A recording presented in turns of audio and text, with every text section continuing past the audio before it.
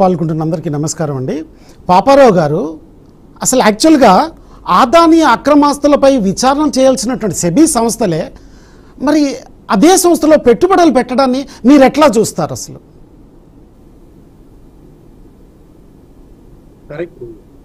చాలా రోజుల నుంచి చర్చనీయాంశంగా నడుస్తుంది.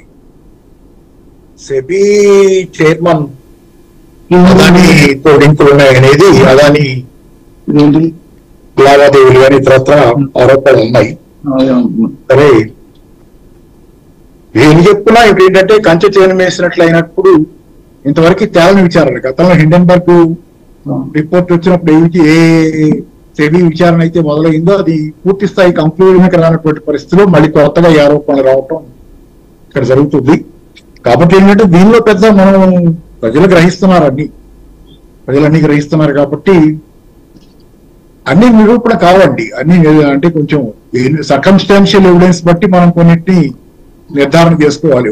వాతావరణం, పరిస్థితులు, దాన్ని నిరూపించడం అంటే ఇప్పుడు అంటే అది కూడా ఏంటంటే రాజకీయాలు కూడా తోడైనప్పుడు దీనికి అగ్గికాజ్యం లాగా కొంచెం కష్టం ఉంటుంది. కాబట్టి దాన్ని పక్కన పెడితే ఏంటంటే ఇక్కడ సరే తెలంగాణలో పరిస్థితులు ఎటుకుడు ఇప్పుడు దాకా మీరు రేవంత్ రెడ్డి నుంచి అక్కడి నుంచి బిగి చేశారు. కాబట్టి తెలంగాణలో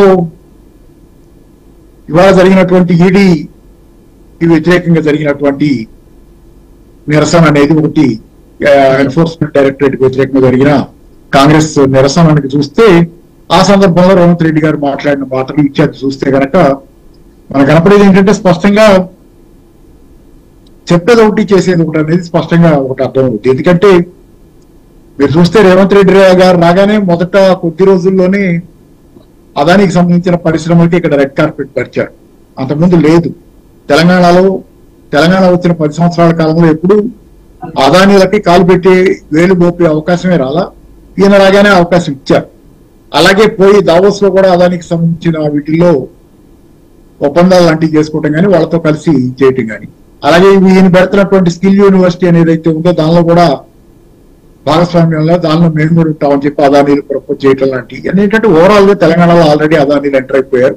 దానికి ప్రధానమైన కారణం ఈరోజు కాంగ్రెస్ ప్రభుత్వం అనేది కూడా కనపడుతుంది. కాబట్టి స్పష్టంగా కనపడుతుంది. దానిలో మళ్ళీ ఇప్పుడు అదానీలకు వ్యతిరేకంగా ఈడీ ఎదురుగా ధర్నాలు, లేకపోతే ఈడీ ఎదురుగా నిరసనలు అంటే అది నమ్మశక్యంగా విషయం. మరి అదంతా మరి గత 10 సంవత్సరాలుగా అదానీలకు ఎంట్రీ లేకుండా చేసిన చోట ఈ రోజు అదానీలను ఎంటర్ అవనిచ్చి మళ్ళీ రెండో పక్కన అదే నోటితో అదానీలను విమర్శించేది అనేది కొంచెం విచిత్రమైన విషయం. ఇక్కడే కాదు, కాంగ్రెస్ పాలిత రాజస్థాన్ లో కూడా గతంలో ఎన్నికల ముందు అనుకుంటే ఎన్నికల సమయంలో గెహ్లాట్ గారు ఆయన అదానికి రెడ్ కార్పెట్ పరిచి చాలా పెద్ద ఎత్తున ఆయనకి స్వాగతం పలికి ఆయన్ని పొగిడి చేసి ఆయన పెట్టుబడులు తీసుకున్నది సందర్భం.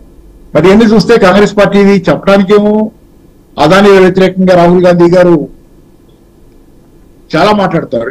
ఏ1 B1 ఇట్లా రకరకాలుగా మాట్లాడతారు. కానీ తీరా చూస్తే ప్రాక్టికల్ గా కాంగ్రెస్ ముఖ్యమంత్రులు అదానీలతో డీలింగ్స్ బాగానే చేస్తుంటారు. అదానీలు నేరస్తులని మీరు చెబుతున్నప్పుడు, అదానీలు అక్రమంగా సంపాదిస్తున్నారు మీరు చెప్తున్నప్పుడు, అదానీల పెట్టుబడుల కోసం అరువులు దాటడం, అదానీలతో సంబంధాల కోసం అరువులు దాటడం అనేది కొంత కాంగ్రెస్ తాలూకు డబుల్ టంగ్ నేచర్ కి ఒక తార్కాణం. సరే, ఇందాక ఏదో నేను ఒకటే చెబుతున్నా స్పష్టంగా ఏంటంటే రేవంత్ రెడ్డి గారు చాలా పెద్ద ఎత్తున రాహుల్ గాంధీ రాజీవ్ గాంధీ విగ్రహం మీద చేస్తే వీపు చేరుతాం అన్నట్లు ఏదో మాట్లాడుతున్నారు. కానీ ఈ మధ్యకాలంలో నేను గమనించింది ఏంటంటే రేవంత్ రెడ్డి గారు పదే డైవర్షన్ టాక్టిక్స్ బాగా ఎదుటి వాళ్ళని తిట్టిపోస్తే అసలు టాపిక్ లో పక్కకు పోయి తిట్ల గురించే చర్చలు జరుగుతున్నాయి. కాబట్టి ఏంటి ముందు కాలంలో రేవంత్ రెడ్డి గారు ఏం తిట్టినా ఎవరు మాట్లాడకుండా ఆయన సబ్జెక్ట్ గురించి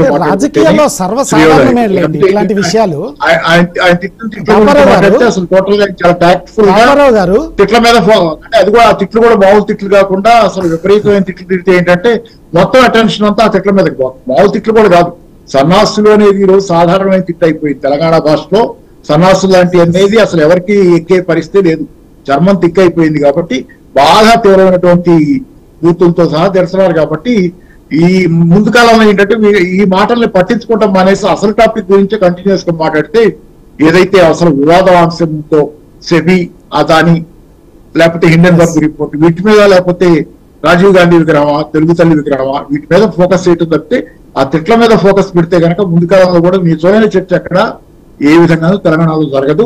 అదొక ఎత్తుగడగా ఆయన ఎంచుకున్నాడు. అది సంధ్యారెడ్డి గారు